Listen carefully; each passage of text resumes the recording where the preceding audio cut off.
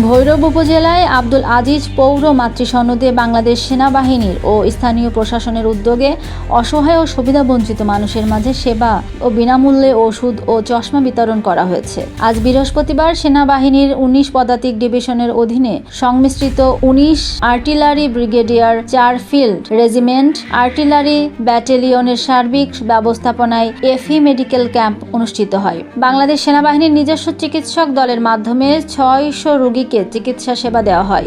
এ সময় বিনামূল্যে প্রয়োজনীয় ওষুধ ও ৬০টি চশমা বিতরণ করা হয়। রোগীদের জন্য সাধারণ চিকিৎসার পাশাপাশি চোখ, গাইনি, রক্তের গ্রুপ নির্ণয়, মেডিসিন ও বিভিন্ন স্বাস্থ্য পরীক্ষার ব্যবস্থা করা হয়। সেনাপ্রধানের দিক নির্দেশনা অনুপ্রাণিত হয়ে দেশের অসহায় জনগণের সেবায় এ ধরনের কর্মসূচি নিয়মিতভাবে পরিচালিত হচ্ছে। এ সময় সেনাবাহিনীর বিভিন্ন স্তরের কর্মকর্তা ও সদস্যরা এবং পৌর প্রশাসক ও উপজেলা নির্বাহী অফিসার শবনম শারমিনও উপস্থিত ছিলেন।